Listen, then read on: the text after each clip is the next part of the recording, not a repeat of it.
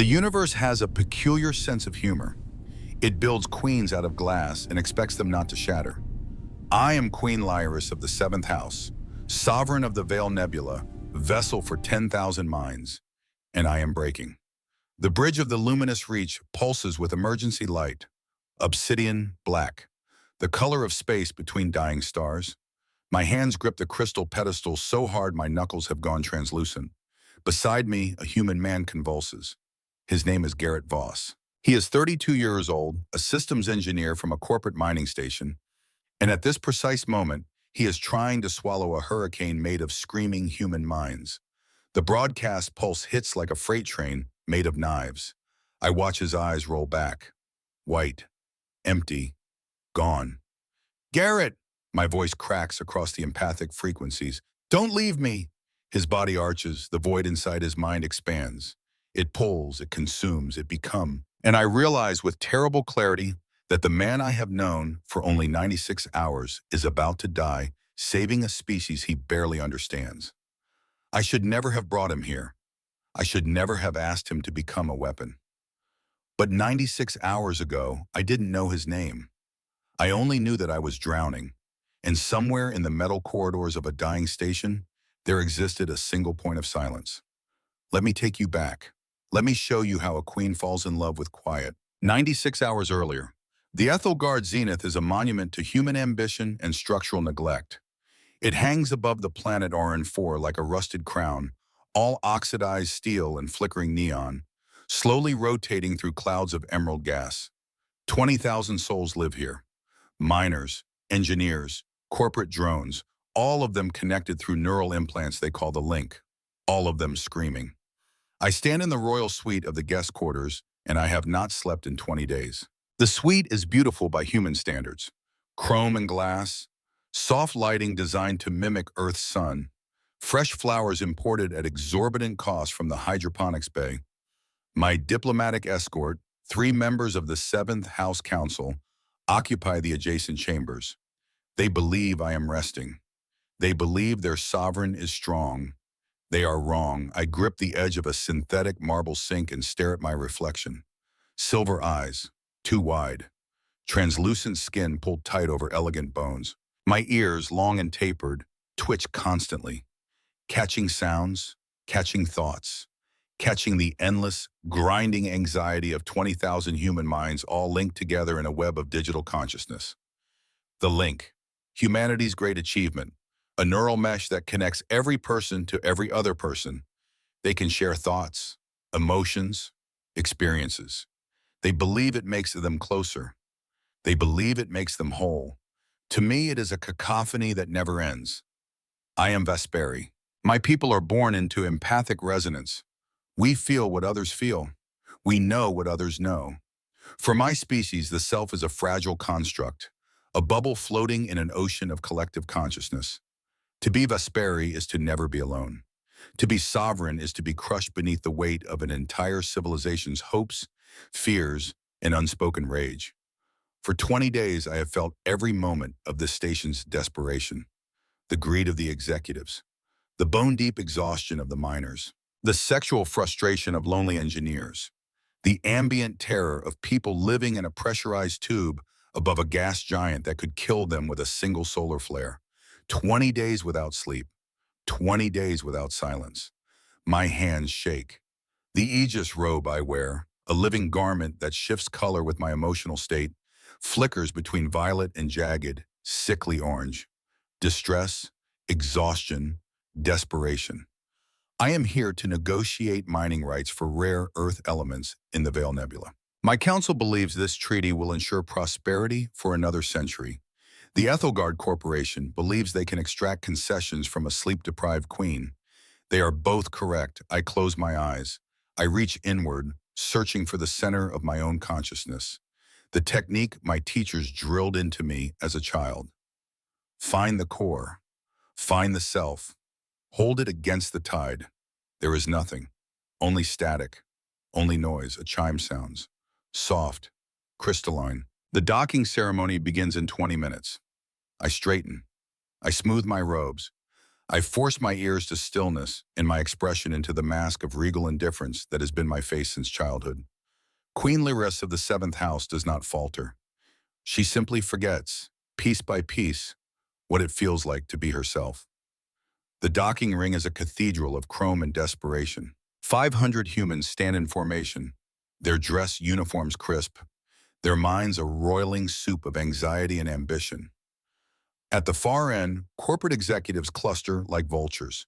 Chief among them, a woman in a sharp black suit whose neural signature reads like ice in calculation. I descend the ramp from my transport vessel, the luminous reach. My three counselors flank me. Their robes shimmer with carefully controlled colors. Gold, silver, the hues of dignity and power. They do not know I am barely holding myself together. The human delegation's leader steps forward, a man in his 50s with gray at his temples and eyes that have seen too many quarterly reports. Your Majesty, he says, his voice amplified through the station's intercom. On behalf of Ethelgard Corporation and the 20,000 souls aboard this station, we welcome you. His words are practiced, professional, but beneath them I feel his mind. He wants this treaty signed. He wants the bonuses. He wants retirement on a beach somewhere far from this rusting death trap. I incline my head, gracious, distant. The seventh house thanks you for your hospitality. We begin the procession, a ceremonial walk through the assembled crowd. I have done this 1,000 times. Smile, nod, project strength while my people's future hangs in the balance of these negotiations. The noise intensifies, not sound, emotion. Layer upon layer of human feeling crashing against my consciousness like waves against a seawall. I feel the shift supervisor's resentment and having to stand at attention for 3 hours. I feel the young security officer's inappropriate attraction to my physical form. I feel the elderly maintenance worker's knee pain and his wife's recent death and his crushing loneliness. My robes flicker, orange, red. My ears pin back against my skull. I am drowning. And then, impossibly, the water stills. 10 meters ahead, standing in the third row of the assembly, there is a man. He wears a maintenance jumpsuit, dark blue, stained with grease and chemical residue. His face is unremarkable. Square jaw, pale skin that suggests a life spent in artificial light. Brown hair cropped short in a military cut gone slightly wild. But his mind is silent, not empty. Empty implies absence, a vacuum, a void that pulls. This is different. This is a room with thick walls, a shelter from the storm. I feel the edges of his consciousness, and they are smooth, opaque, impenetrable. For the first time in 20 days, the screaming stops. I falter. One step becomes two. My counselor, Aldrich Veron, touches my elbow. His concern washes over me through our shared resonance. I wave him off. I cannot look away from the silent man. Our eyes meet, his are brown, ordinary brown, the color of earth's soil. He blinks, surprised, confused. He does not know what he is. He does not know what he has just given me. 3 seconds of peace, 3 seconds of silence, 3 seconds of feeling like myself. The procession moves on. Protocol demands it. I tear my gaze away from the maintenance worker and continue toward the executive cluster. But I memorize his face, his stance, the placement of his name badge. Voss, G Systems Engineer Level 4, Section D47. That night, after 6 hours of negotiations that feel like 6 years, after smiling through a formal dinner where every bite tastes like ash and screaming, I stand in my guest suite and make a choice that will change everything. I am going to find him. The station sleeps, or pretends to. I slip out of my quarters at 0200 hours, when the shifts change and the security cameras have their 40-second gap. Empathic manipulation is one of my gifts. I can feel the guard's attention, the pattern of his focus, and I step through the moments when he looks away. Section D is the underbelly, the place where the engineers and maintenance crews live in quarters barely larger than coffins. The air here smells like recycled sweat and industrial lubricant. The walls are bare metal, riveted and scarred. This is the bones of the station, the truth beneath the polished chrome of the executive levels. I navigate by feeling, not sight. I extend my empathic sense, searching for the void, the quiet, the absence. There, Section D47, a door like every other door. Reinforced polymer, magnetic lock keyed to biometrics. But doors are designed to keep out physical threats. They cannot keep out a sovereign who can feel the lock mechanism's electronic signature and gently, carefully suggest to it that it should open. The door hisses, slides. I step in. The quarters are tiny, 4 meters by 4 meters. A bed that is more cot than comfort. A desk littered with diagnostic tablets. A single viewport looking out at the swirling green storms of Oran 4. The man, Garrett Voss, sleeps on his side, facing the wall, wearing a faded gray undershirt and sleep pants. And the silence. Oh, the blessed, beautiful silence.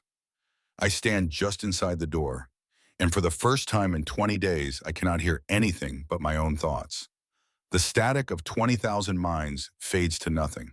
The weight lifts. My robes shift from frantic orange to soft, peaceful blue. I take a step closer. Then another. I know this is madness. I am a sovereign. He is a maintenance worker on a corporate station light years from my home. If I am found here, the scandal would destroy the treaty, humiliate my house, possibly trigger an interstellar incident. I do not care. I am so tired. The edge of his bed is right there. The floor is cold against my bare feet. My legs give out. I do not collapse so much as fold, gracefully, inevitably, onto the narrow mattress beside him. Garrett Voss does not wake. His breathing remains steady, deep, the rhythm of someone who has finally learned to sleep alone. I close my eyes. The last thing I remember is the scent of his quarters. Cheap coffee, something faintly organic that might be actual cotton fabric, a luxury in space, and then, for the first time in 20 days, I sleep.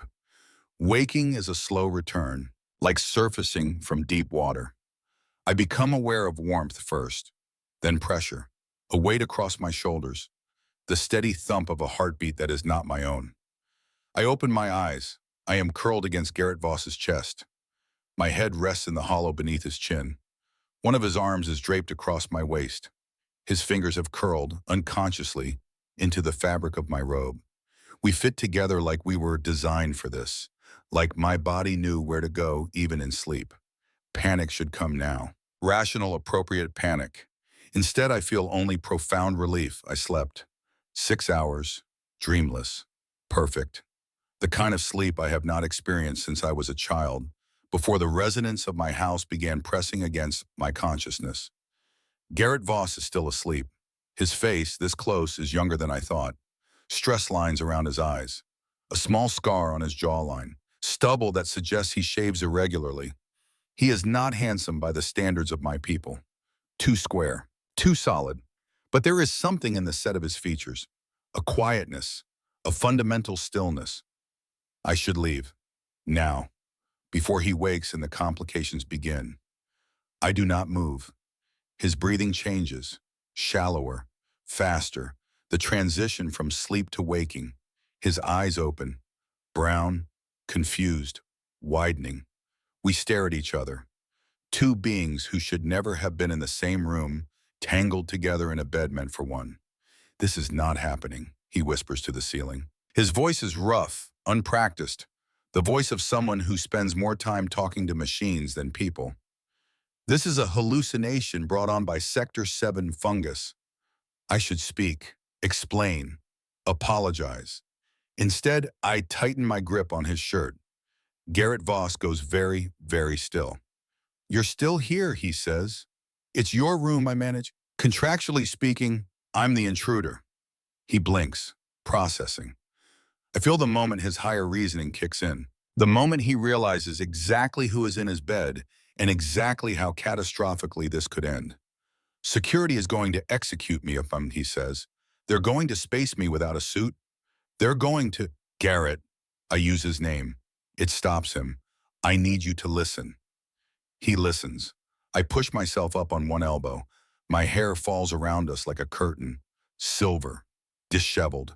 Entirely inappropriate for a sovereign. His expression isn't fear. Not exactly.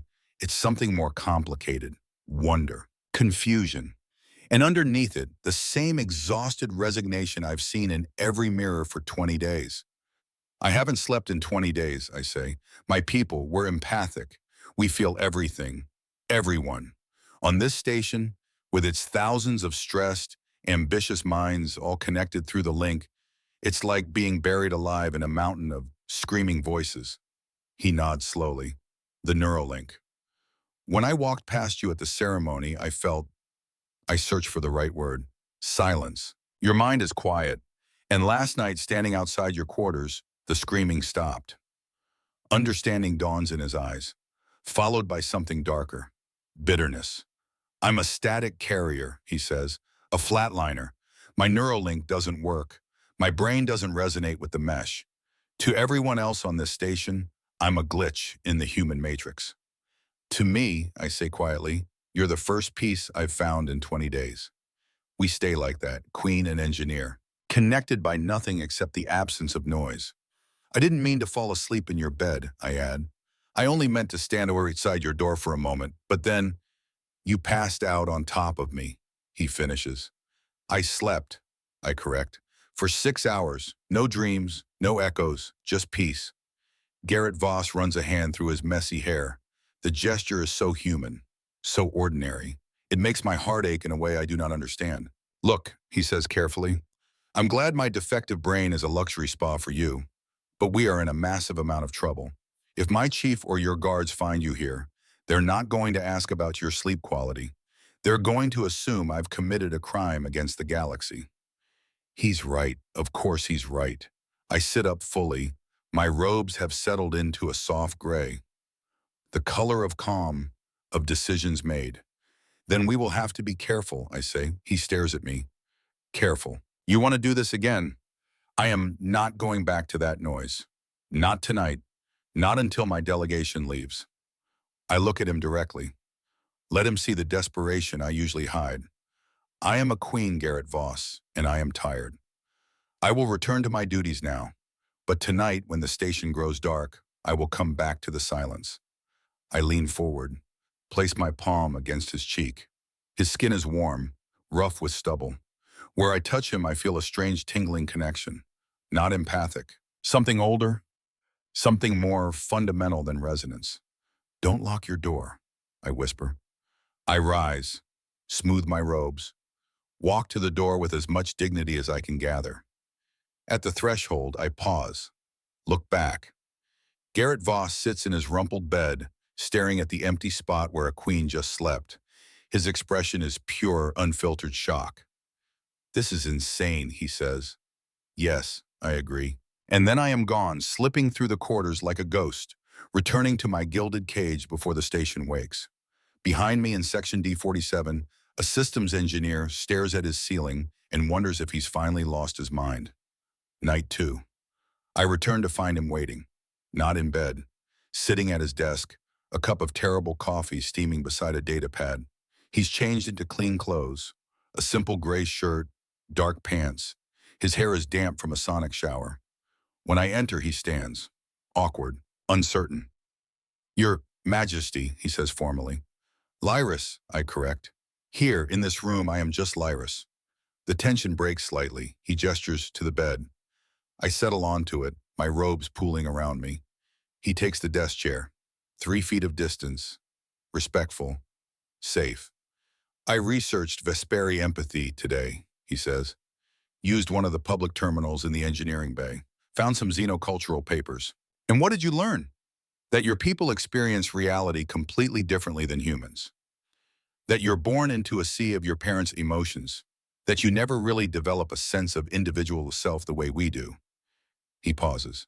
That being sovereign means you carry the emotional weight of your entire house. Thousands of people, all their joy and grief and fear. 10,347, I say quietly. That is the current population of the 7th house. He absorbs this. His quiet mind processes it without the interference of other people's opinions, without the need to immediately broadcast his reaction to a social network. That's why you can't sleep, he says. It's not insomnia, it's sensory overload. Yes. And he searches for words. I'm white noise, background static that drowns out the signal. You're not noise, Garrett. You're a deep well of cool water in the middle of a desert. His expression shifts. Something in my words has touched him, found a wound I didn't know existed. Will you tell me about Earth? I asked, changing the subject. The reports I read are all corporate, sterile. Tell me what it feels like. He considers this, takes a sip of his terrible coffee, and then he begins to speak. He tells me about growing up in the Pacific Northwest, about trees so tall they vanish into fog, about oceans that taste like salt and cold, about the sound of rain on a metal roof, about his sister, who lives on Mars now, raising children in a pressurized dome, about his parents, lost during the Great Surge, a pandemic that swept Earth's overcrowded cities. He tells me about the loneliness of being a static carrier, about his ex-girlfriend, Evelyn, who left him because she couldn't stand the silence of his mind, about spending 32 years believing he was broken, defective, a failure of human evolution. And I tell him about crystal spires that sing when the wind passes through them, about the twin suns of my homeworld, about the burden of being vessel for 10,000 souls, about forgetting what it feels like to have thoughts that are purely my own. We talk until the station's night cycle ends. 6 hours, the longest conversation I have had in years, where I am not performing, not calculating, not managing the emotional temperature of a diplomatic exchange, just talking. When I leave, as false dawn lightens the viewport, he touches my hand. Brief, gentle. Thank you, he says. For what? For seeing me. I do not tell him that he is the only person in 20 days who has allowed me to see myself, night 3. He is ready this time. The lights are dimmed. He has cleared space on the narrow bed. When I arrive, he pats the mattress.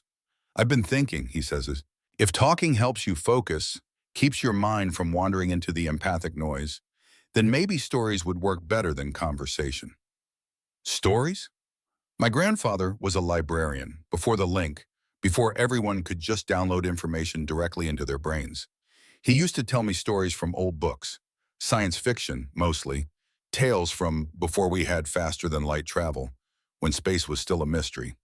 He settles against the wall. I curl beside him, my head resting on his shoulder. It has become natural now, this closeness, this borrowed warmth. Tell me, I say, and he does.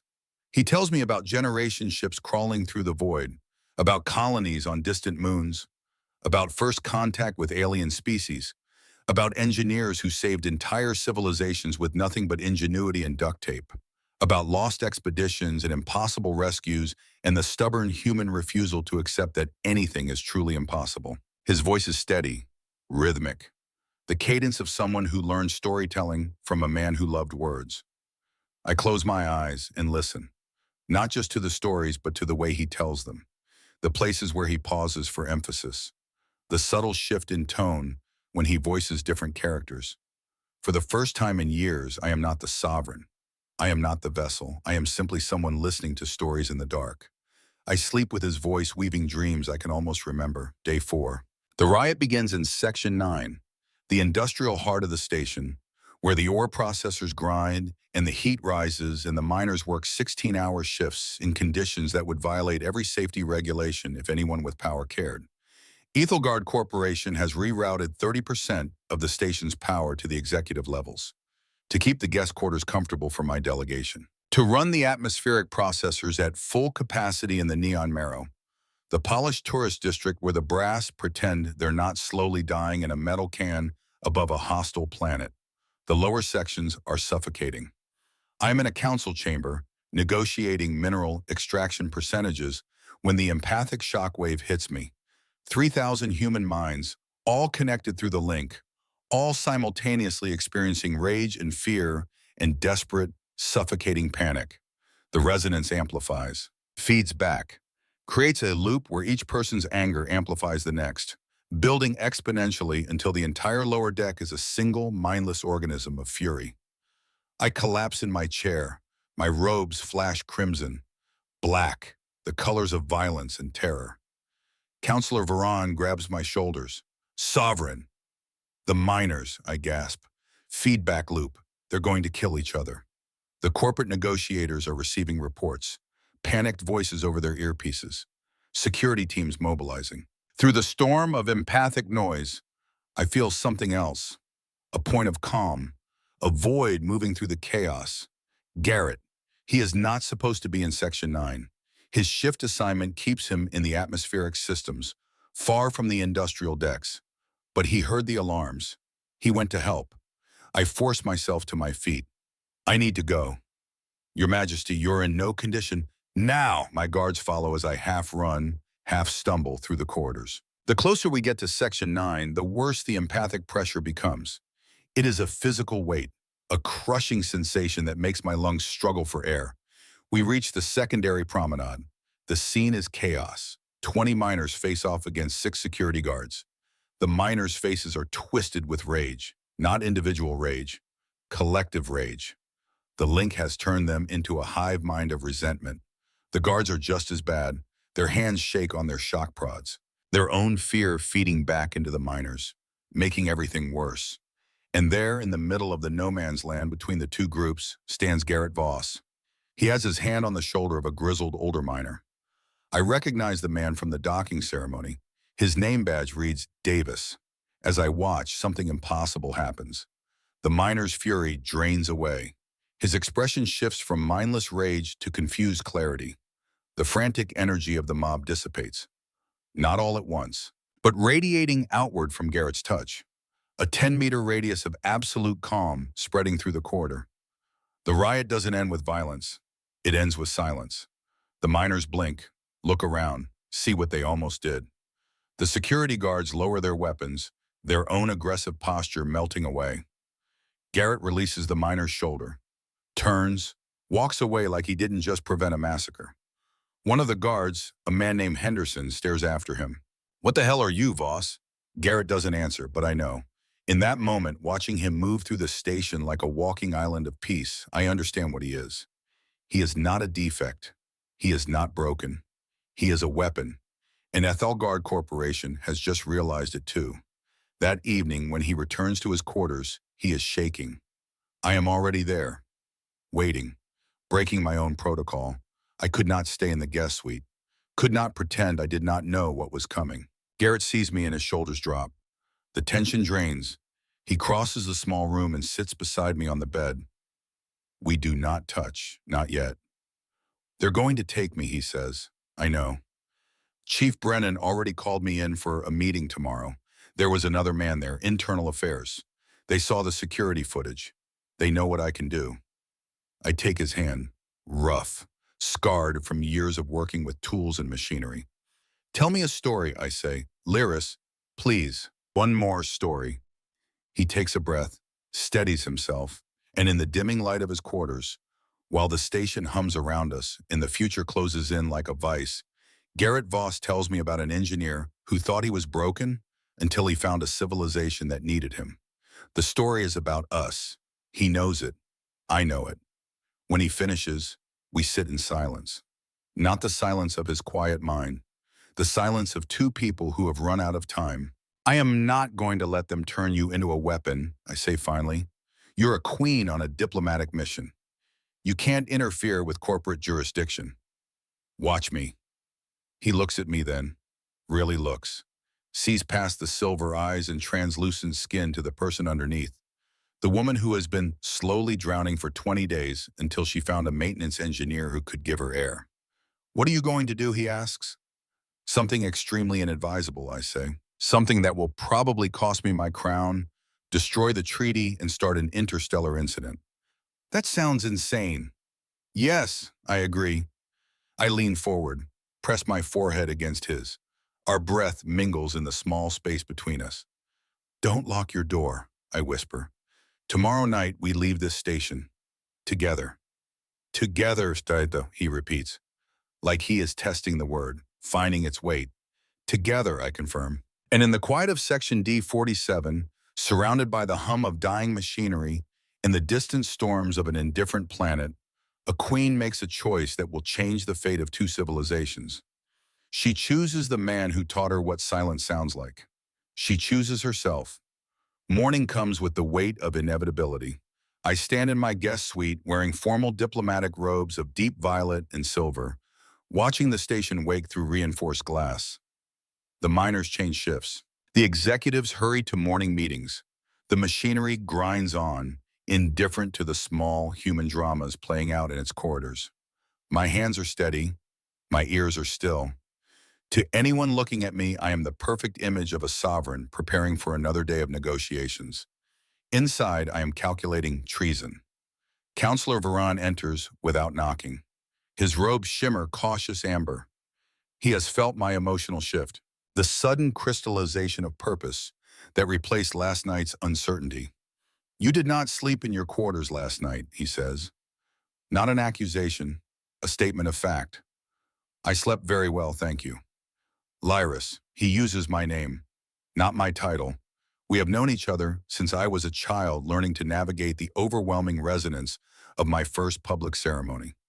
He taught me to build walls, to filter, to survive the ocean of other people's feelings. What are you planning?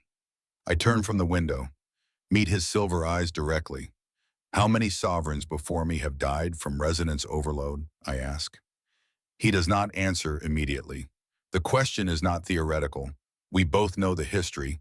7 sovereigns in the last 1,000 years, all of them lost to the crushing weight of collective consciousness, all of them burned out by the very gift that made them rulers. 6, he says quietly. 7 if we count sovereign Thalia, though the official record calls her death a heart defect. And how many more years do you think I have, Varun, before the noise destroys what is left of me? His robes flicker, gray, the color of grief. There is a human on this station, I continue, a systems engineer. His neural implant does not work. His mind is silent. For the first time in 20 days, when I am near him, I can sleep. I can think. I can remember what it feels like to be Lyris instead of just the vessel for 10,000 voices. I know, Varen says. I felt the shift in you, the calm. I thought perhaps you had found a meditation technique. I found something better. I found a teacher who does not even know he is teaching. Varen moves to the window, stands beside me. Below, in the industrial sectors, repair crews are cleaning up from yesterday's riot. The empathic echo of that violence still resonates through the station, a low-grade headache that will take days to fully dissipate.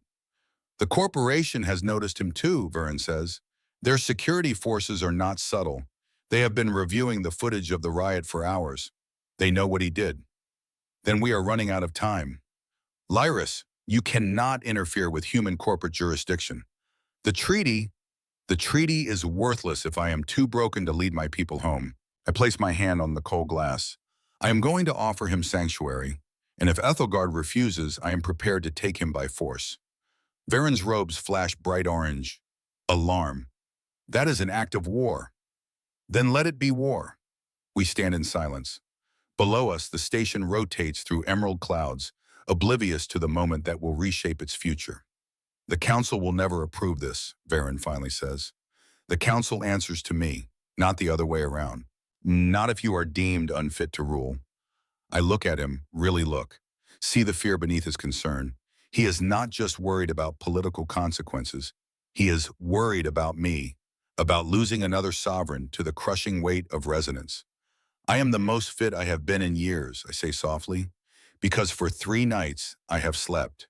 Because for 3 nights I have remembered what it feels like to have thoughts that are mine alone. If that makes me unfit to rule, then perhaps the problem is not with me. Perhaps the problem is with a system that demands we destroy ourselves to serve it. Varan says nothing, but his robes shift to deep, thoughtful blue. What do you need from me? And I know in that moment that I have not lost my oldest advisor. I have gained my first ally in the impossible thing I am about to do. Chief Brennan's office smells like synthetic coffee and barely suppressed ambition. The chief himself sits behind a desk of imitation mahogany, his uniform pressed to perfection, his expression carefully neutral. Beside him stands a man I recognize from the station's security briefings, Agent Thorne, Internal Affairs, corporate troubleshooter. Garrett Voss sits in a chair facing them. His shoulders are tight, his hands rest on his knees. Even from the doorway, I can feel his quiet mind, that blessed, beautiful silence. Ah, Your Majesty, Brennan stands. This is unexpected. We were just conducting a routine personnel review with Internal Affairs present. I step into the room uninvited. How routine. Thorn does not rise, does not smile. He simply watches me with eyes that have calculated the value of human lives in spreadsheet columns. Your Majesty has diplomatic immunity, Thorn says, but Mr. Voss is a citizen of the Terran Coalition and an employee of Ethelgard Corporation. Our internal matters involve a man who may be critical to the future stability of my people. I move to stand beside Garrett's chair. I am invoking Article 12 of the Treaty of First Contact. Any entity with potential empathic significance to visiting species may be subject to diplomatic observation. Thorn's expression does not change, but I feel his mind, cold, calculating, adjusting his strategy in real time. You're well versed in interspecies law, he says. I am a sovereign. It is my responsibility to know every clause that might protect my people. Brennan clears his throat. Perhaps we could have this discussion at a later time. No, I say now. Tell me exactly what you plan to do with Mr. Voss. Silence. Thorn and Brennan exchange glances. Some unspoken corporate communication that does not require neural implants. Thorn leans forward, folds his hands on the desk. Mr. Voss has a unique neurological condition, he begins. A cortex null field, as our scientists are calling it. His brain does not simply fail to transmit to the link. It actively dampens neural activity in a significant radius. Yesterday's incident in Section 9 proves he can be used to stabilize crowd situations, prevent riots, manage unrest. Used, I repeat. You are describing a human being as a tool. We prefer the term asset. I prefer the term slavery. The word hangs in the air like a detonation. Garrett flinches. Brennan's face flushes red. Thorn remains calm. Strong language, Your Majesty. We simply want to study his condition, understand it, perhaps replicate it. Think of the applications, mental health facilities, addiction treatment centers, conflict resolution. Think of the profit margins, I counter. Think of the military contracts, a human who can walk into enemy territory and shut down their neural communications, a living weapon. You have quite an imagination. I have empathy. I can feel what you want, what you dream about, and Mr. Voss's freedom is not part of that dream. Thorn's expression hardens. We have already invoked his employment contract. Section 47, subsection 12. Extraordinary biological or technical contributions fall under corporate ownership. His credits are frozen, his movements restricted. He will report to our research division within the hour. I look down at Garrett. He stares straight ahead, silent, accepting. He has lived 32 years believing he was broken. He does not even think to fight. No, I say. Excuse me? No. I let my robe shift to regal gold, the color of absolute authority. Garrett Voss is now under the diplomatic protection of the 7th House of the Veil Nebula. Any attempt to detain him will be considered an act of aggression against a sovereign foreign power. Thorn stands slowly. You are making a mistake. I am making a choice. There is a difference. I extend my hand to Garrett. He looks up at me, confused, hopeful, terrified. He takes my hand. We walk out of that office together. Behind us, I feel Thorn's mind, not angry, colder than anger, calculating. The hours that follow are a blur of preparation. Varen contacts the 7th House Council through secure channels. The conversation is heated. I feel their objections even across the light years that separate us. Councillor Marin's fury, Councillor Aldrich's concern. The younger member's confusion. But I am still sovereign, and I invoke my emergency authority. Garrett Voss represents a potential solution to our resonance crisis, I tell them through the crystal communication array. I am claiming him under Article 17. Any objection must be filed formally and will be reviewed upon my return. If you return, Marin says coldly, you are starting a war over one human. I am preventing the death of future sovereigns. The cost-benefit analysis favors my decision. It is a lie. The analysis favors nothing. I am acting on instinct, on desperation, on 3 nights of finally feeling like myself.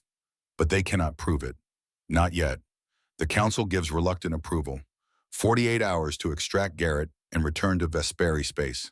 After that, they will disavow my actions if Ethelgard escalates. 48 hours to save a life and lose a crown. I spend the afternoon in diplomatic functions, smiling, negotiating, pretending nothing has changed. The corporate executives sense something wrong. Their suspicion flows through the empathic channels like oil and water, but they cannot prove anything either. That evening, I return to Garrett's quarters one final time. He is packing a single bag, 32 years of life reduced to what can fit in a maintenance worker's kit bag. Is this really happening? And he asks. Yes.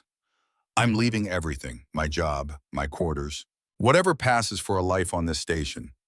You are choosing freedom over slavery. That is not nothing. He sits on the bed, the same bed where I slept 3 nights in a row, where he told me stories and gave me back to myself. Tell me about Vioris Prime, he says quietly. If I'm going into exile, I should know what I'm walking into. I sit beside him, take his hand. It is beautiful. Crystal spires that catch the light of twin suns. Oceans so clear you can see 50 meters down. Mountains that sing when the wind passes through crystal formations. And the people will be terrified of you at first. Your silence will feel wrong to them, unnatural, like a hole in their reality. That sounds terrible. It will be, Bashkan, for a while, but I will be there, Enveron, and slowly they will learn what I have learned. That silence is not absence, it is presence, a gift we have been too loud to receive. He looks at me, really looks. You're risking everything for this. For me? No, I'm risking everything for my people. You are the tool that makes it possible. But, I hesitate, search for honesty. You are also the man who gave me 3 nights of peace when I had forgotten what peace felt like. That is worth a crown. Lyris, we leave in 2 hours. Varen is arranging final clearances. Pack only what you cannot replace. I stand to go. He catches my hand. Thank you, he says. For what? For seeing me as more than a defect. I squeeze his hand. Thank you for teaching me that I am more than a vessel. The escape is tense. Varen uses his diplomatic credentials to move us through checkpoints. Garrett walks beside me, wearing a maintenance uniform that identifies him as part of my technical support team. The disguise is thin. Anyone looking closely would see through it. But people rarely look closely at maintenance workers. We reach the service elevator. I place my palm on the scanner, feel the electronic signature, gently persuade it that we have clearance. The doors open. We step inside. As we descend, Garrett breaks the silence. Why are you really doing this? The question I have been avoiding. Because they will destroy you, I say. Turn you into something you are not. And I have seen too many beautiful things destroyed by people who only understand value in terms of profit. I'm not beautiful. I'm a maintenance worker with a faulty brain. I turn to face him in the small elevator. Take both his hands. You gave me back to myself. You taught me what silence sounds like. You told me stories that let me dream for the first time in years. If that is not beautiful, then I do not understand the word. The elevator stops. Hangar level. The doors open onto chaos. Security teams, armed, armored. 20 personnel in tactical gear, shock prods raised, forming a barrier between us and my ship. At their center stands Agent Thorne. Your Majesty, he says, step away from the asset. I feel Garrett tense beside me. Feel his mind start to calculate odds, distances, possibilities, all of them ending badly. I step forward instead, place myself between Garrett and the weapons. I am Sovereign Lyris of the 7th House. That man is under my protection. If you harm him, you harm me. If you harm me, you begin a war with a civilization that has survived 10,000 years through strength you cannot begin to comprehend. Thorne does not lower his weapon. Big words from a woman who can't sleep. The insult is calculated, personal, designed to break my composure, to reveal weakness in front of both our peoples. I smile, slow, dangerous. You are correct. I could not sleep. For 20 days, the noise of your station nearly destroyed me. But I slept last night, Agent Thorne, and the night before, and the night before that, because of him. I gesture to Garrett. Because his silence is the only medicine that works for a condition your species cannot understand, and my people have suffered for millennia. Then we will study you both. No, Pharaoh. The voice comes from behind Thorn. Counselor Varen steps into the hangar, flanked by the other two members of my diplomatic escort. Their robes shimmer with unified gold and crimson. Power, anger. The seventh house does not bargain with kidnappers, Varen says. His voice resonates with empathic weight. Every human in the hangar feels it. The psychic pressure of a being whose species has perfected emotional warfare over 10,000 years. Release them. Now. Thorn's hand shakes on his weapon. His team looks uncertain. This is a corporate facility, Thorn says. You have no authority. We have the authority of ancient law, Varen interrupts. The Treaty of First Contact, Article 17. Any species may claim sanctuary for beings of empathic significance. Garrett Voss is such a being, and you, Agent Thorn, are standing between a sovereign and her sanctuary. I feel it then, the shift in the room. Thorn realizes he is lost, not through force, through law, through the very treaties that allow corporate stations like this to exist in the first place. He lowers his weapon. This isn't over, he says. No, I agree. It is just beginning. Varen gestures toward the luminous reach. Sovereign, your ship awaits. Garrett and I walk forward. The security team parts, reluctant, resentful, but bound by laws older than their corporation. We cross the hangar, climb the silver ramp. The airlock seals behind us with a hiss of finality. Inside, the ship embraces us with soft lavender light and air that smells like home. Mint, ozone, living crystal. Garrett stands in the entrance corridor, staring at walls that shift color with the ship's emotional resonance. He has never been aboard a Vesperi vessel. To him, this must seem like stepping into a dream. We did it, he says, disbelieving. Not yet. I lead him to the bridge. Now comes the difficult part. The bridge of the luminous reach is nothing like human command centers. No harsh screens, no cluttered controls, just a central pedestal of living crystal, surrounded by smooth walls that display information through color and light. My crew, 12 Vesperi in robes of professional silver and blue, turn as we enter. They feel Garrett's silence immediately. Their robes flicker with confusion, some alarm. Sovereign, my pilot says carefully, we are detecting unusual neural dampening. That is Garrett Voss, I announce. He is now under the protection of the seventh house as a being of empathic significance. Prepare for immediate departure. But the negotiations are concluded. We are leaving. My crew exchanges glances, silent communication through our shared resonance. I feel their questions, their concern, but I am still sovereign. They obey. The luminous reach's engines hum to life, a sound more felt than heard. The station's docking clamps release. We drift backward, away from Ethelgard Zenith, away from the corporate cage that nearly trapped us both. Through the viewport, I watch the rusted station shrink. 20,000 souls living in a metal can above a hostile planet, all of them connected through the link, all of them slowly driving each other mad with their own noise. Garrett stands beside me. His reflection in the glass looks lost, overwhelmed. I just left everything, he says quietly. My job, my quarters, my whole life. Yes, I can't go back. No, I'm going to be an exile, an alien, the only human on a world I don't understand. I take his hand.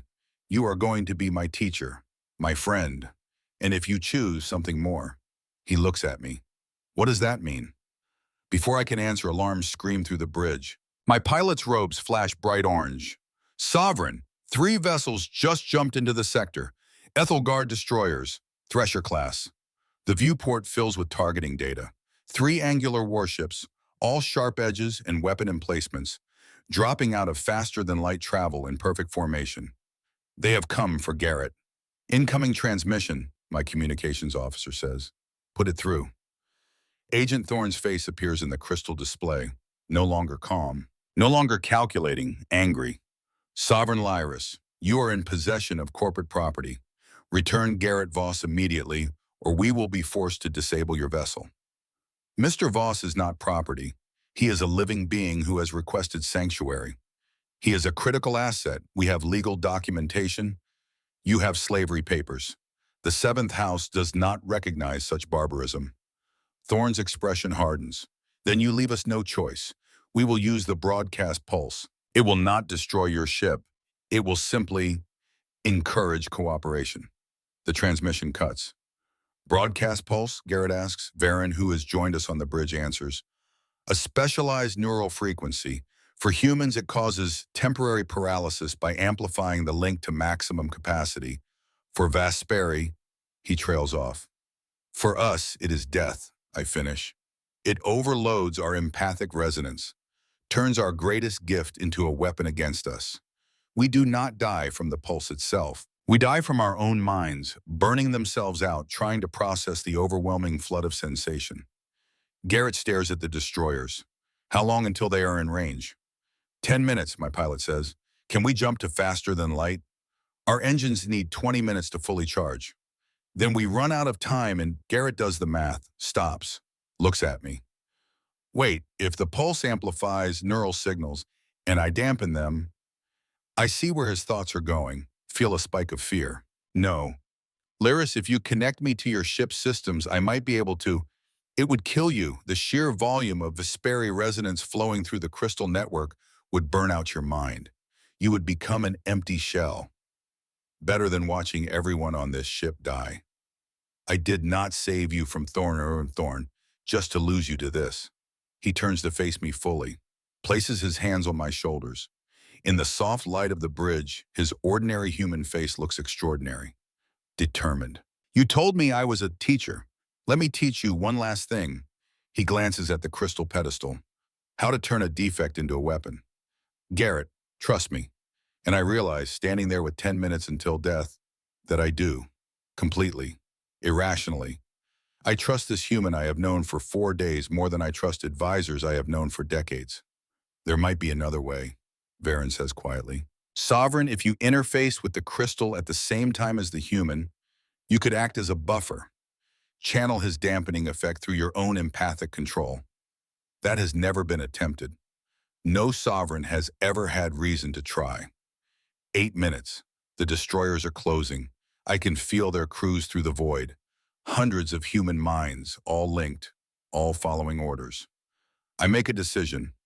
Varan, contact the council, emergency protocol. Tell them that if this fails, if I die here, you are to be appointed regent until a new sovereign can be chosen. Lyris, that is an order. I turn to Garrett. We do this together. Your silence and my resonance. If it works, we save everyone on this ship. If it fails, we fail together, he finishes. I lead him to the crystal pedestal. It rises from the floor like a frozen fountain, its surface covered in intricate patterns that shift with the ship's emotional state. This is the heart of the luminous reach, the neural nexus that connects every system, every crew member, every aspect of our vessel into one living organism. Place your hands here. I guide him to the crystal's base. I will connect above you. Our minds will merge. You will feel everything I feel, the entire ship, the crew, the resonance of my people. Sounds loud, he says, with a half smile. Terrifying. Good thing I have experience with terrifying queens. Despite everything, I laugh. Brief, genuine. We take our positions, my hands above his on the crystal, our arms overlapping, his human warmth against my Vesperi coolness. Tell me a story, I whisper. Now? Please, one more, about the engineer who becomes the void. 5 minutes. Garrett closes his eyes, begins to speak. There was an engineer who lived in silence. For 32 years, he believed his silence was a flaw, a broken piece of his humanity that marked him as less than others. But then he met a queen who was drowning in noise, and he learned that his silence was not an absence. It was a presence, a force, a gift that he had carried his whole life without understanding its weight. The crystal pulses beneath our hands, warm, alive. The queen taught him that gifts come in unexpected forms, that what the world calls broken might be exactly what the universe needs, that two people from impossible distances can find each other in the dark and make light. I feel the connection begin. The bridge between his mind and mine, between his vast, still quietness and my ocean of resonance. And when the storm came, Garrett continues, his voice steady even as his body begins to shake, the engineer did not run. He opened the gates of his silence and let the queen guide his gift toward the breaking world. Together, they became something neither could be alone. 3 minutes. The broadcast pulse begins. I feel it building in the space between us and the destroyers, a wall of amplified neural signal designed to shatter minds. A weapon, Garrett whispers. No, I buy her. A shelter. I open myself to the crystal, to the ship, to Garrett's impossible, beautiful silence, and together we step into the storm. The connection is not gentle. One moment I am Lyris, sovereign of the seventh house, standing on a bridge with my hands on crystal. The next moment I am the ship. I am the walls. I am the engines humming in the depths. I am 12 crew members, their minds like candles flickering in my expanded consciousness. I am the vast, cold void of space pressing against our hull. And beneath it all, supporting it all, is Garrett. His silence is not empty. It is a foundation, a bedrock of stillness upon which the chaos of Vesperi resonance can rest without shattering. I feel his mind open like a door I did not know existed. It does not pull me in. It simply offers space, room to be. For the first time in my life, I understand what he has carried. This is not a broken connection. This is a different kind of strength. The strength of mountains, of deep water, of ancient stones that do not move when the storm screams. I've got you, his voice echoes through our shared consciousness. Not words. Feeling. Pure and simple. The broadcast pulse hits. It is everything Varen warned and worse. A tsunami of amplified neural signals crashing against our ship. 3,000 human minds on those destroyers, all linked, all transmitting at maximum capacity. Every fear, every ambition, every petty resentment and desperate hope. All of it weaponized. All of it designed to overwhelm Vesperi empathic receptors and burn us out from the inside. My crew screams. I feel them collapse on the bridge, their robes flashing violent crimson before fading to ash gray. They are not dead, not yet. But their minds are shutting down. Self-preservation protocols engaging as consciousness retreats from the unbearable noise. The pulse tears through me like fire through paper. I am being pulled apart, dissolved, every thought I have ever had, every memory, every piece of my identity scattering into the screaming void. And then Garrett's silence rises to meet it. Not fighting, not blocking, absorbing. He opens himself to the pulse and lets it flow into the vast quietness of his mind. I feel it happening through our connection. Feel the terrible, amplified noise pouring into him like water into a well with no bottom. He does not try to understand it, does not try to process it. He simply accepts it, holds it, lets it fill the spaces between his thoughts. But it is too much. Even his extraordinary capacity has limits. I feel his body convulse, feel his neural pathways beginning to fry under the sheer volume of input. He is dying, right now, in my arms, sacrificing himself to save a ship full of aliens he has known for less than an hour. No, I will not let this happen. I reach deeper into our connection, not to take his burden, to share it.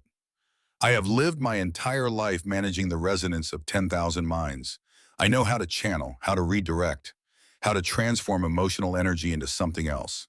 Garrett gives me the raw material, the amplified pulse flowing into his silence. I take that energy and push it through the ship's crystal network. Not out, down, into the engines, into the hull, into every system that can absorb excess power. The luminous reach blazes with light. Our hull shifts from silver to obsidian black, the color of space between stars, the color of absolute stillness. On the destroyers, I know what they are seeing. Their sensors showing a ship that should be disabled, crippled, begging for mercy. Instead, showing a vessel that has swallowed their weapon and grown stronger. Through our connection, Garrett whispers. Or perhaps I whisper. At this depth, we are not separate beings. We are a partnership, a fusion of silence and resonance. Show them, one of us says. Show them what quiet can do, the other responds. Together, we reverse the flow. I have spent 30 years learning to shield myself from empathic input, learning to build walls, to filter, to protect my mind from being overwhelmed. I have never learned to project, to weaponize my gift, until now. I take Garrett's silence and amplify it through my empathic channels. Send it back along the path the broadcast pulse traveled, into the link network of those three destroyers, into the minds of 3,000 humans who have never experienced true quiet in their entire connected lives. For them, it must feel like the stars going out. The constant chatter of the link simply stops. Every voice, every shared thought, every emotional echo, gone, replaced by Garrett's fundamental, terrifying stillness. I feel their panic through the void, feel Agent Thorne on his command deck, eyes wide with horror as he realizes what we have done. His mouth opens. He tries to give orders, but there is no one to hear them.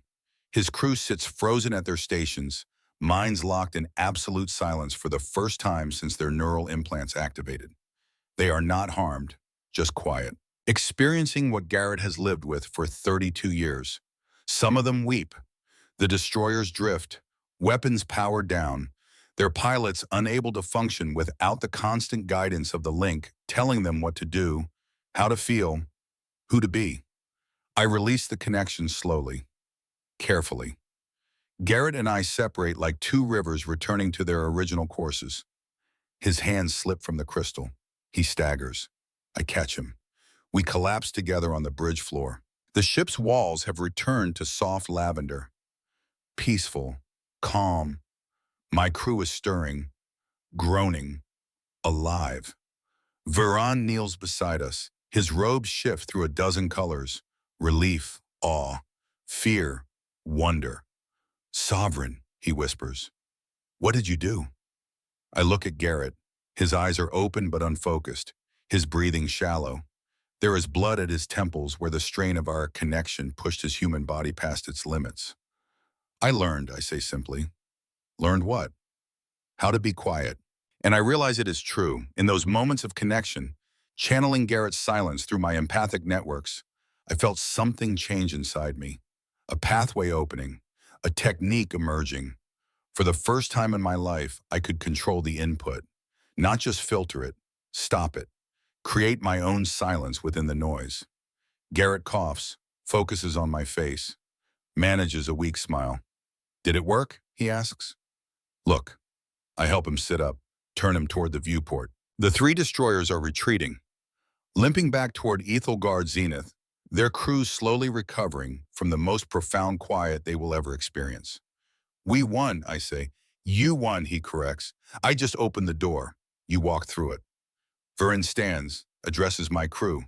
Set course for Vioris Prime, maximum speed, and someone get the human to medical bay before he bleeds on our nice clean bridge. Despite everything, I laugh. Garrett laughs. Even my crew, still recovering from near death, manages to smile. We have done the impossible. We have turned a defect into salvation. And we are going home. The journey through the Veil Nebula takes 4 hours. 4 hours of Garrett sleeping in medical bay, while Vesperi doctors scan him with instruments that make soft chiming sounds. 4 hours of Veron and the council representatives on the ship arguing in rapid, colorful bursts of robe language about what I have just done. You claimed a human as consort-elect, Counselor Marin says through the communication crystal. Her robes flash accusatory orange across the light years. That is not a decision to make lightly. I am aware. The political implications are less important than the survival implications. I stand at the front of our small council chamber. Beyond the windows, swirls of violet and emerald gas dance in the nebula's eternal storm. I nearly died on that station. Our species has been dying for centuries, one sovereign at a time, because we have no defense against our own gift. Garrett Voss is that defense. More than that, he is a teacher who can show us how to master what we thought was an unchangeable truth about ourselves. Varen steps forward. His robes have settled into thoughtful blue. You truly believe you can replicate what he does? Teach others to create silence. I already have. I close my eyes. Reach for the technique I discovered in our connection. It is still there. Rough, unpracticed, but real. I push gently against the empathic resonance of my counselors across the vast distance. Create a small bubble of quiet around myself. Even through the communication array, I feel their shock. Impossible, Marin breathes. Difficult, I correct, but not impossible. Garrett showed me the shape of it. Now I must learn to hold it, to teach it, to build something my people have never had. What? Another counselor asked. A choice, the ability to be together or alone, connected or quiet, to control our gift instead of being controlled by it. The council chambers fall silent, not the oppressive silence of conflict, the contemplative silence of minds confronting a new possibility. You will call it the sanctuary protocol, Varen says finally. It is not a question. Yes. And the human, Garrett Voss? What is he to you truly? I think about 3 nights of stories told in darkness, about hands that held mine without demanding anything in return, about a man who thought he was broken, teaching a queen how to be whole. He is the best thing that has ever happened to me, I say quietly, and I will spend the rest of my life proving worthy of that gift. Viora's prime rises before us like a dream made solid, crystal spires catching the light of twin suns, oceans of turquoise so bright they hurt to look at, mountains that sing when wind passes through their formations. This is home. This is the world I thought I would never see again. The landing platform is crowded, thousands of Vesperi gathered to welcome their sovereign home. News of our confrontation with Ethelgard has traveled faster than light. They know something has changed. Something has shifted in the foundation of their reality. Garrett stands beside me at the airlock. He has changed into clean clothes my crew found for him. Simple gray tunic and dark pants. Human style but adapted to Vesperi aesthetics. He looks terrified. 10,000 people, he says quietly. All of them able to feel exactly how scared I am right now. 9,999, I correct. I am shielding you. He looks at me, surprised. I smile. I learn from the best. We descend the ramp together. As we do, I feel it happen. The wave of my quiet rippling outward from me. Not Garrett's silence. Mine. Learned. Earned. Imperfect but growing stronger with each breath. The crowd's robes shift. Frantic colors calming to peaceful blues and greens. I am not blocking their empathy. Just creating space within it. Room to breathe. Varan steps forward to address the assembly. His voice resonates across the plaza. Citizens of the 7th house, your sovereign returns. And with her, she brings Garrett Voss, a human of earth, a teacher of silence, a being who has shown us that the gifts we thought were fixed, in truth, skills we can learn to master. The crowd murmurs, robes flickering with curiosity, skepticism, hope. An elderly Vesperi female steps forward from the crowd. Her robes are pale, nearly white, the color of great age and wisdom.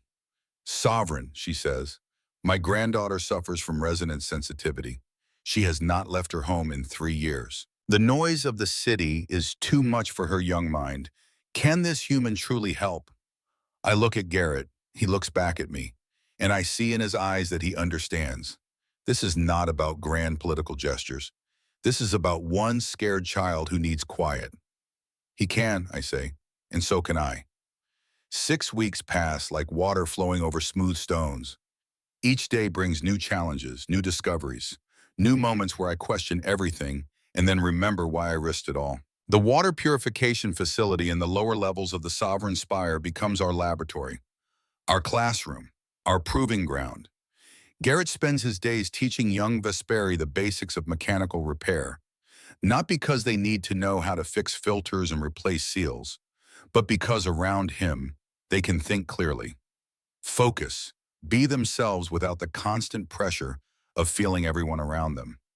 I watch from doorways, from observation platforms, learning how he teaches, how he creates space for others to discover their own capabilities. One afternoon, a child named Saris arrives for her 3rd session. She is 9 years old, silver hair like mine, ears that twitch constantly with nervous energy. She suffers from what Vesperi physicians call acute resonance sensitivity. Every emotion within 50 meters crashes into her young, unshielded mind. Today she is having an episode. Her robes flash violent red, her small hands press against her ears. Her breathing comes in gusts. She is feeling too much. The emotional overflow of the city above pressing down on her consciousness like a physical weight. Garrett sees her first. He sets down his tools, approaches slowly, does not touch, just creates presence, creates quiet. Saris looks at him, wild silver eyes finding focus. Better? He asks gently. She nods. Her robes shift from red to orange, still distressed, but no longer drowning. Good. Now I want you to try something. Close your eyes, she does. Feel the quiet around me, not with your empathy, with something deeper. Feel the shape of it, the boundaries, the way it holds space. Saris concentrates. Her small face scrunches with effort. I step forward then, kneel beside her. Saris, I say softly, look at me. She opens her eyes. I am going to show you something, a technique I learned from Garrett. It is called the quiet mind. Watch what I do, feel it. I activate the technique. It has taken 6 weeks to refine, 6 weeks of practice, of meditation, of pushing against the limits of what Vesperi empathy can do. I create a bubble of stillness around both of us, not blocking the world, just turning down the volume. Saris gasps. Her robes shift from orange to violet, then blue, then peaceful green. I can feel myself, she whispers. It is just me, not the city, not everyone else, just me. Yes. How? I will teach you. It takes time, practice. But you can learn this. You can choose when to listen to the world and when to listen to yourself.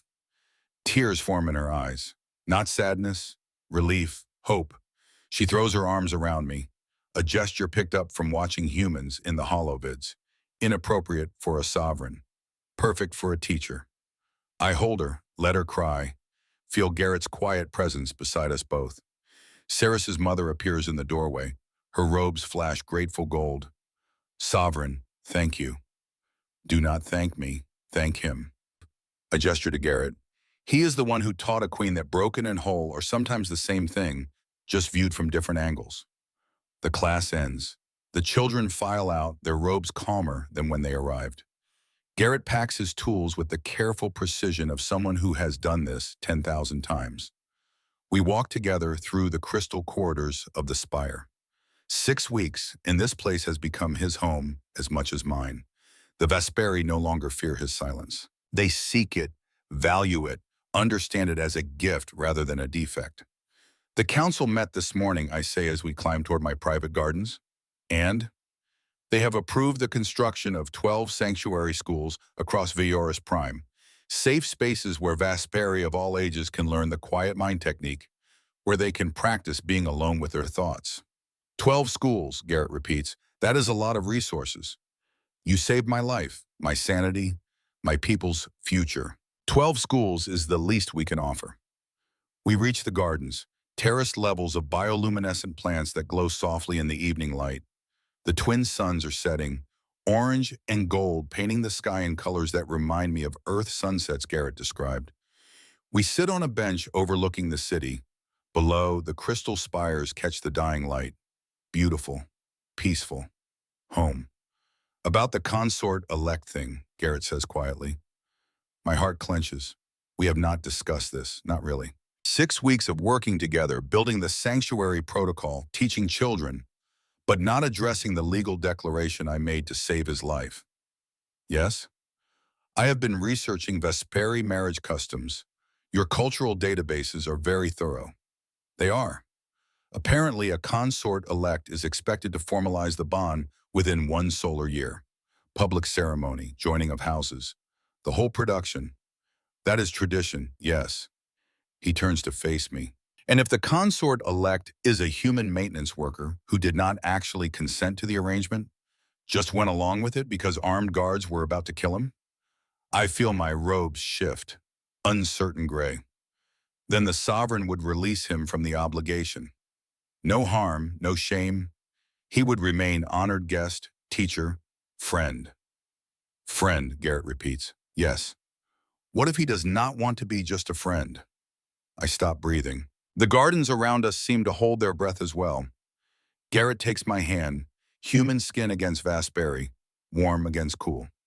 I have spent 6 weeks watching you transform, watching you take what I showed you and make it better, stronger. You did not just learn to be quiet, Lyris. You learn to teach an entire civilization how to master something they thought was uncontrollable. You are the most remarkable person I have ever met, human or otherwise. Garrett, let me finish. He smiles, nervous, hopeful. I am a grease monkey from a rusted station who thought he was a defect. You are a queen who rules a civilization older than my species' space program. This should not work.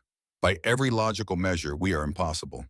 Yes, but when I tell you stories in the dark and you listen like they are the most important things in the universe, when you take my hand and create silence just by being near me, when you look at me and see not what I lack but what I offer. In those moments, I do not feel broken. I feel exactly right. Tears form in my eyes, silver, shimmering. I have not cried in years. Sovereigns do not cry, but I am not just a sovereign anymore. I am Lyris, the woman who learned to be herself again because a quiet human told her stories. What are you saying? I whisper. I am saying that if the consort-elect title is still available, I would like to formally accept. Not because of legal protection, not because I am grateful you saved my life, but because I choose you every day, every moment. I choose the woman who taught herself to be quiet, the queen who abandoned a treaty to save one broken engineer. You are not broken. Neither are you. We sit in the fading light, two beings from impossible distances who found each other in the dark and made light.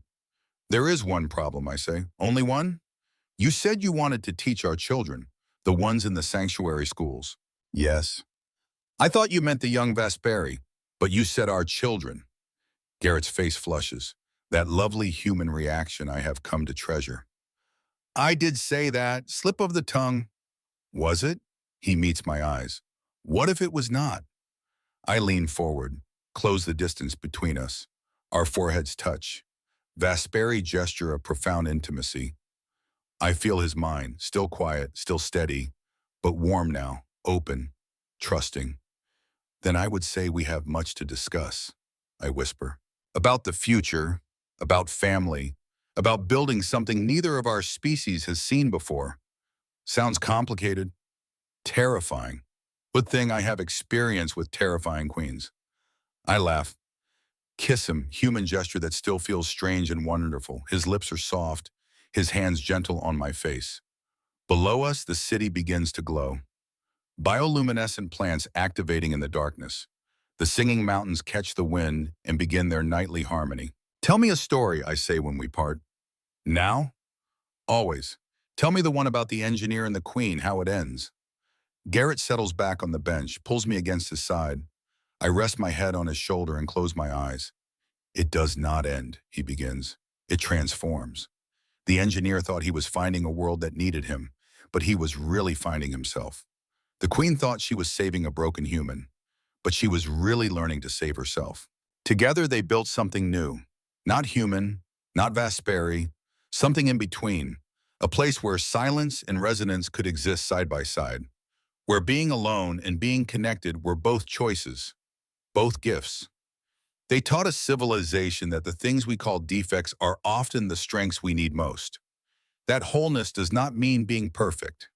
It means being exactly what we are and finding people who love us for it. And they lived, not happily ever after, I interrupt. Nothing that simple. No, Garrett agrees, they lived fully, completely, with all the complications and compromises that come from loving someone impossible. They built schools and raised children and argued about whose turn it was to fix the water filtration system. They grew old together, human aging alongside Vesperi grace, and when the engineer's hair turned gray and his hands grew shaky, the queen held them and remembered every story he ever told. Every moment of silence he gave her when silence was the only thing keeping her alive. I open my eyes, look up at him. That is a good ending. It is not an ending. It is a beginning. Then what comes next? Garrett smiles, leans down to kiss my forehead. Next we go inside, have terrible coffee that I made myself. Plan tomorrow's sanctuary school curriculum. Argue about whether to use Vesperi empathic teaching methods or human hands-on demonstration. Fall asleep in each other's arms. Wake up, do it again. That sounds perfect. That sounds like life. We stand, hand in hand, queen and engineer, Vesperi and human, silence and resonance. Together, we walk into the spire, into our future, into the impossible thing we have built from the broken pieces of our separate lives. Behind us, a glowing Vesperi butterfly lands on the bench where we sat. Its wings pulse emerald and gold, peace and joy. It sits for a moment in the quiet we left behind. Then it flies into the night, carrying our silence like a message to the stars. I spent 20 days drowning in noise. He gave me stories that became pathways to myself, not by rescuing me, by teaching me to rescue myself, by showing me that strength comes in unexpected forms, that what the world calls broken might be exactly what the universe needs. I am sovereign lyrist of the seventh house, teacher of the quiet mind, partner to a human engineer who thought he was a defect. And I am, for the first time in my life, exactly who I was always meant to be: whole, complete, at peace, finally blessedly quiet.